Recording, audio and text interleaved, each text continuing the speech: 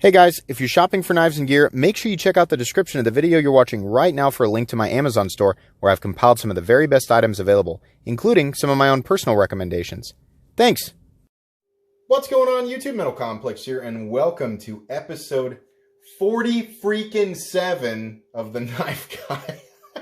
If you are new to my channel or you just came out of some weird corner of the internet and you have no idea where you are, I'm a knife guy, knife user, knife collector, knife enthusiast, knife enjoyer of many sorts. We are all knife guys and gals, or at least most of the people watching this video are knife guys and gals in this world, and we go down our own unique paths, but curiously we end up crossing paths at many intersections, and of course those intersections are shared experiences. So that's what this series is all about. I like to lay out a whole bunch of knives that are either mine or some of my generous viewers. I pick them up, flip them, give you guys something to sit back and watch or listen to while you're doing whatever you're doing Sunday mornings, or I think actually, I'm not sure, possibly today. This one's in the afternoon.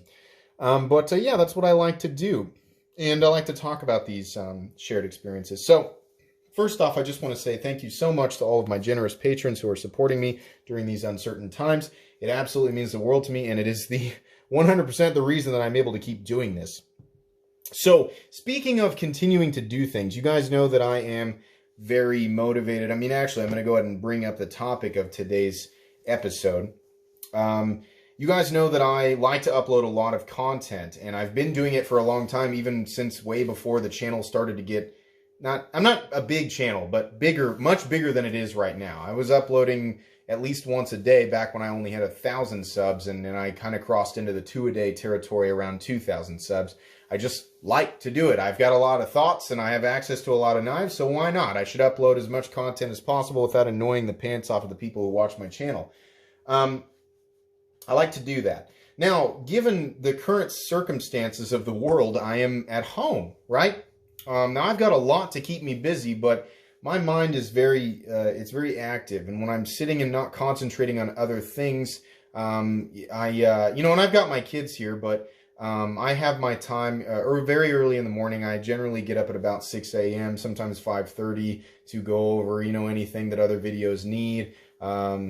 The end screens, the cards, the description, the pinned comment, the tags, editing if there needs to be some editing. I also combine my intro screen with it, right? Get them all uploaded, get them all scheduled, blah, blah, blah. And then I actually have a schedule that I write out, because you have to. If you're going to do a YouTube channel, you have to record ahead. You have to schedule things out. You can't just, I'll do a video on, whatever today. It doesn't work like that.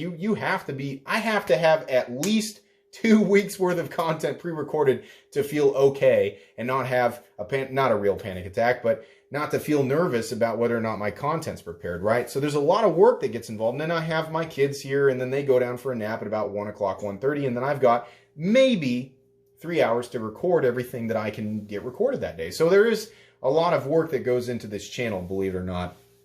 But anyways, I can't remember how I was going to connect that.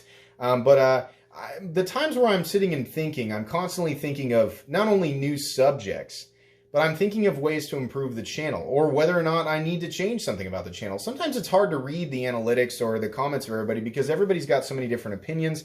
It seems like everybody's enjoying it, right? If my like to dislike ratio is staying above 95%, which it is, there are always going to be people who don't like my content. In fact, I can guarantee you there's at least one person who has disliked this video. That's fine. I don't care. That's the way it's going to be. But as long as the ratio of likes to dislikes stays above 95%, I tell myself that I'm probably doing things right. But I still wonder, could things be better, right? Now, within the last few months, I created that second channel, Silent Complex, which it seemed like a good idea at the time. It's not really taken off the way that I wanted to, so it honestly might be something that I stopped doing. I haven't really decided yet. It does take extra effort. Even though the videos are only 2 minutes long, it does take extra effort, right? A lot more than just 2 minutes, right? For every 2 minutes that I record, there's about 30 additional minutes that go into getting the video up and ready for you guys to watch. So that adds up really quick at 5 uploads a week, right? Something that I thought this channel desperately needed was a rating system, because of how positive I come off, right? Despite the fact that most people seem to really like my videos, I do come off so overly positive that it's confusing to get any, realistic, clear information from my review. I often end up saying, yeah, it's a pretty good knife. It's not going to be for everybody, but I can recommend it, right? You guys have heard that a million times on my channel. So I decided to try and create a scoring system. Now, the initial thought was the more complicated I make this, the more open for criticism I make my channel. But it might also, help people get some perspective on what I'm saying. So I launched the idea for the system, or the prototype, in a video. Started getting some feedback, and I told people I wasn't really looking for feedback, but then one person who really did know what they were doing, Al the Science Pal, actually, he pointed out a couple of flaws, real flaws in my system, changed some things around, and did another video and kind of showed some people. And the idea wasn't to get a lot of views from those videos. The idea was to inform people and create a point of reference for anybody wondering how my scoring system works, right? And so I put those up, and I proceeded to continue to record 14, I'm serious, 14 reviews that I had already started to score. So I had the templates, I had the scores down, I had legitimately carried, looked over, given my thoughts on these knives. I had them down on paper, and I started to convert them into these end screens that I was going to show, right? Well, then I realized, wow, this is actually a lot of extra work, because I'm creating, I'm stopping the video, I'm starting a new screen recording video, which shows a visual display of the scoring system that is color-coded so people can make sense of it, and so that I can get through it quickly and provide realistic, critical, and useful information, but I can get through it really, really quick. That added so many layers to my videos, but I thought, you know what? I love this. I'm having fun with it. I'm going to do it. But I'm under time constraints, right? Somehow I managed to get 14 of those done, including the video reviews. And then I don't know exactly what happened, because I'm not, despite what you guys might think, I'm not the most technically savvy person in the world. And somebody probably could tell me, but I'll just tell you what the end result of this was. I recorded those videos. I combined them with the end screen, and because I have to have the start screen, which is the thing where I'm like, hey, check out the Amazon store, and then I combine it with the part of the video where I go over the score screen. So there's actually 3 clips being combined together, and I've got an application that allows me to mass combine things. It takes all 8 cores of this Galaxy S10 to do that all at once. And I've found that I can do, depending on the size of the files, I can do between 12 and 14 files at once, but it takes a long time. Something happened overnight, and all 14 files failed and were corrupted. And most of you know, when that happens, when a file becomes corrupted, you cannot edit it, you can't do anything with it. And perhaps it is something that's reversible and somebody knows, but in any case, I'm going to tell you guys, it gave me an opportunity to look at the situation. I was so devastated. Talk about a sledgehammer to the face, metaphorically. But I did want to physically take a sledgehammer to my face. When that happened, I lost hours and hours and hours of work. That's a lot of work, right? Not just recording, but all the other processes. I lost that. And I sat back and I thought, I gotta redo all of that. I gotta redo the reviews. I mean, I've already got the templates and the information down for these scores, but I gotta redo that. Do I really want to do that? How much fun was I having? Because I love recording. I love, like the Knife Guy, I love doing this.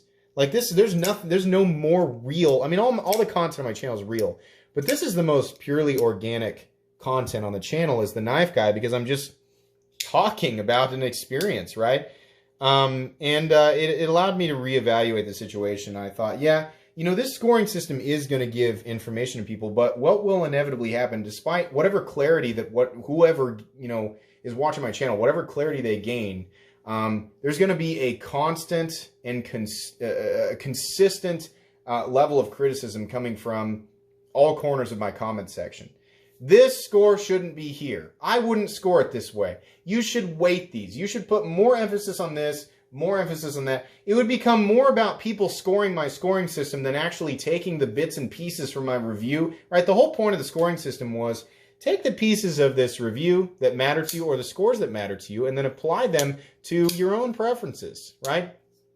Decide whether or not the knife is right for you based on my scores on the elements of the knife that are important to you. But based on my judgment of how the YouTube comment section work and viewers work, right? And I'm also a victim of this. or not victim, I'm also a culprit. I do this, right? I get the wrong, I focus on the wrong part of the video rather than the information that that the video is meant to give. And then you leave a comment that has like nothing to do with the main point of the video. You're just criticizing the criticisms of the criticizer, right? Is that what's happening? Oh, the layers, right? But I realized, I was like, this is such an complication, and it might, and honestly, Al the Science Pal pointed this out. He said there's a chance that you're gonna, make some of your viewers, their thoughts, you're gonna isolate them or make them feel like they don't think exactly like you, and that's a lot of what people enjoy from your channel, is that they feel like, your thoughts coincide with theirs. So if they start seeing scores that don't match up exactly, like they have an actual score that says this is exactly how Metal Complex's brain works, right? Despite his overwhelming positivity, it may not match up exactly, and you're going to open yourself up for unnecessary criticisms. And it wasn't until I lost those 14 files that I realized, yeah, he's probably right. And on top of that, I'm doing excess work here. Am I having as much fun as just recording the videos and adding the opening screen? No. The way that I currently have this channel right now and all the stuff that I do, I legitimately enjoy it. I love reviewing knives, and now I love giving you guys my thoughts and letting you guys take what you want from it without, there being a scoring system. So I thought, I know a lot of you guys were expecting, because I had said, I was like, the first review that's going to have this system applied is the Holt Spectre V4. So excited about that. Fortunately, I had actually had a pre-recorded full review of the knife that was a little bit different, because I hadn't had the scoring system ready, and I didn't plan to apply it to it. So I kept that file, and I kept another review that was the same review. I just used verbiage that was directly associated with the scoring system, right? So I had the original file that was still uploaded, so I just kept it. So I know a lot of people were like, what the heck? He said the scoring system was going to be applied. So that's why. And I'm telling you guys this right now. Believe me, this ties into the subject. I know we're like 12 minutes in and I haven't tied it in yet. I am, for now, I'm ditching the scoring system. And it's not because I've given up on it. It's because, number one, I lost the files and it's a lot of work. And number two, Al the Science Pal he took my scoring system and he refined it in a way that I could never have done on my own. And he did it entirely just because he likes to do stuff like that. He was like, hey, here's a super optimized version of your scoring system that is more convenient, and it displays the information in a way that's more clear to your viewers, right? For whenever you want to use it. Al the Science Pal, my God, man, thank you so much. I could not properly say thank you to him in an email. And so I hope that, Al, I hope you're watching right now. What you did was so nice. Just because he's like, hey, I enjoy your channel. I think you've got a good idea, but based on my experience, here's a way that it can be optimized, and it was beautiful. Oh, it's beautiful. This is something that I'll be able to tackle more fully if, frankly, if this channel continues to grow and I'm able to turn this into a much more permanent path for me in my life. It's something I will have much more time to explore if and when that time comes. But I have all the pieces now. I have, somebody was kind enough and smart enough to go, I see what you're trying to do here. I've got professional expertise in this area. Let me help you out. And he did that. So it was an opportunity for me to look back and go, it wasn't ready. I wasn't quite ready for this. Maybe I should reevaluate some things. And now 13 minutes and 40 seconds into the video comes today's topic. And as you can see by the title, we're talking about a circumstance where you lose something, whether it is actually in the form of loss of a folding knife, or you break the tip of a folding knife, or you critically break, there's a massive critical injury to the knife, or you drop it. The feeling, most of us have been there. You drop a knife and it just, if you drop it in the grass, oh well, you got some grass in there, right? Still makes you mad, especially if it's a clean one, but you guys know the feeling of it. This guy is still perfect. It gets put in the pocket every now and then, but it has no scratches on it. If I were to accidentally drop this knife, I would be mortified for a number of reasons, but I'd be so bummed out that that thing finally got a mark on it. We did do an episode about the first mark on a knife, right? But when you drop a knife, it's all at once. Have any of you guys on the Hinder Collectors Group, some of you guys will remember this because there's 13,000 people on the Collectors Group. Somebody's got to remember this. You see that video, that guy, he got his first hinderer. Oh my gosh, this makes my soul clench. He's out on his front porch and he's like showing it off, you know, zooming in. He's got the great lighting. He's got his custom hardware and he's got a lanyard. He's flipping it and he flips it and he goes to disengage it and turn it around his hand and he drops it on the steps and it bounces down, I think, to concrete. And you could see his hand, it like phantom reached, but he knew it was long gone. And it hit the ground and his hand paused like this. And it was like his hand goes, oh God, that poor guy. I mean, yeah, I know, like, okay, well, it's a tool. So what if it's got damage to it? But listen, the person who buys a knife, especially the person who decides to finally spend that much money, for all we know, that was the first time he'd ever spent more than $100 on a knife. And he drops it. And it's like, I've always said that I've dropped a few knives. A few expensive knives. None of the ones that anybody's ever sent me. These were my own knives long before I learned to be much more careful with my hands and manipulate things right. The floor underneath this table is lined with carpet. The concrete down here in the dungeon underneath this is essentially a corner of my storage room. I laid carpet everywhere. In the unlikely event that a knife falls off my table, it's going to carpet because I am not putting the risk. I'm not going to take the risk of putting a scratch on somebody else's $300, $400, $500 knife, or in some cases, $1,000 knife, right? So I've taken that precaution despite my own confidence in my own ability to hang on to it. But in any case, that guy, I'm sure, it was an ice missile to his heart, right? Yeah, he can go ahead and use that thing now, but it's no longer perfect. There is a distinct transition between those 2 points. It's not like getting a small scratch on the blade. You have wounds and blemishes everywhere. You have chunks taken out of the titanium and blade. If you're lucky, the actual blade didn't take damage. Most of the time, the impact is enough to cause the detent to break and the blade to fly out and it bounces all over the place, right? That's a hard feeling. And you are forced in that situation. A lot of things happen all at once. If I decide to resell this knife, which is something that most people who buy really expensive knives at least think about. If I decide to resell this knife, I'm going to take a massive loss. A used Hinderer XM18, right? Hinderer XM18s run $425. Used ones will generally go in perfect condition between $350 and $375 unless they're a special variant.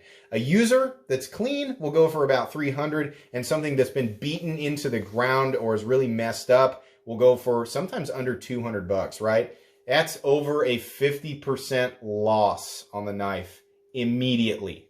Immediately. Imagine having something in your hands that's worth $350 at a minimum, and somebody walks up and goes, I'm going to take 150 out of that right now, and it's irreversible. Bye. That's what happened. Oh my God, awful. And he put custom hardware on it too, if I remember correctly. Or maybe it was just a bronze lock side. In any case, that's what happened. You're forced into a situation of reevaluation. The same thing occurs if you break the tip off a knife, right? If you drop a knife, oh, you still got a great user, right? It's just got some scars on it. You break the tip, well, that sucks, but it can be resharpened in most cases. If you lose the knife, that's the worst of all three. You losing it. I dropped not a really expensive knife. I dropped a $75 knife off the edge of a boat one time at Lake Wilson, Kansas. And I watched it go bloop. Like, the world was silent in that moment. I had used it to cut a line or something. And it was on the tip of the I don't know, what's the surface on the boat of just a speedboat? Is it like special? It's like acrylic, or it was plastic. And the boat moved and the knife slipped and the world was silent as it fell. And it fell at absolutely slow motion. And everything in my body, my mind, my soul was going, grab it! And it was just falling and it was like, I valued our friendship. And it bloop, and I could hear that final sound of the water collapsing around it so audibly. The universe was like, it's gone, it's mine, it's lost to the ether, right? And I knew it was gone. There was no getting it back where we were. The depth was, I have no idea. And I was like, there was no going back. So at that moment, I'm like, I don't have a pocket knife now. I have other knives at home, but I don't have that pocket knife anymore, and I want it. So I'm out the money for the knife no matter what I decide to do, because it's gone and I already paid for it, right? So it's a circumstance where, yeah, it sucks. All of those situations suck, but after you get over that initial grieving part of it, right, relating it back to what happened to me in those 14 files, there was nothing I could do. They weren't going to be done. I mean, if the corruption could be undone, it was far beyond my technical expertise to make that happen. But now they're completely gone. I got rid of the files, so maybe I screwed myself. But it allows you, once you come out of that, it allows you, if you are so willing, to kind of lean into the light of the situation and see it as a glass half full situation. And in the event where you drop a knife and it gets scratches on it, guess what? Now you can use it and you don't have to give a crap about what marks you put on it. You can use it and enjoy it. And a lot of the enjoyment from your knives, of course, comes from using them, right? If you snap the tip, well, if you didn't know how to sharpen or how to reprofile, here's a great opportunity to learn how. The knife will never be, as, utilitarian as it could be, but maybe you can practice and learn how to reprofile or even turn it into another blade shape and find enjoyment in some way. If you lose a knife completely that was yours and something that you loved, you could go just buy the same knife, but, it also gives you an opportunity to either, number one, enjoy the knives that you have already and perhaps use something that you haven't shown love to in a while, or if you do decide to go ahead and purchase the knife and replace it because you want to or you didn't have another knife, it gives you an opportunity to explore something different. I've realized that, because I lost those files, I was able to look back, in hindsight and say, this is something that was interesting to me, and I did get a certain level of enjoyment out of scoring these things and really diving into the complexity of it. However, I'd be lying if I said that I was enjoying it as much as the original format of my channel. And it's also how I came to the conclusion that I will likely stop doing Silent Complex, at least for now. The channel will remain active, and I won't shut it down or anything, but I probably will stop uploading on it. Or maybe I won't, I don't know, but it seems that way right now. And I also won't be implementing the scoring system, I don't think, anytime soon, but I have the pieces for each there if I want to come back to it, and it allows me to enjoy the channel and enjoy presenting this content in the way that I've always enjoyed presenting it. So anyways, this was a really, for whatever reason, this was particularly fun for me to talk about. I feel really good about this channel. Despite all the chaos going on in the world, I'm finding so much positivity in this channel, communicating with you guys and doing something that I truly love. So I'll take this opportunity again to say thank you to everybody who watches my channel, whether it's on a regular or semi-regular basis, and of course all the people who support me in the many different ways that can support me, even if it is just watching the channel. Thank you so much. Guys, that's going to be pretty much it for today's episode. If you enjoyed this video, please leave a like. If you'd like to check out my other content, I do, of course, have lots of videos of knives that are either expensive or inexpensive that I do or don't like, so check those out. And if you enjoy all my content, go ahead and click on that Metal Complex logo right there and subscribe, because there's definitely more coming. Thanks again for watching, everybody, and have a great day.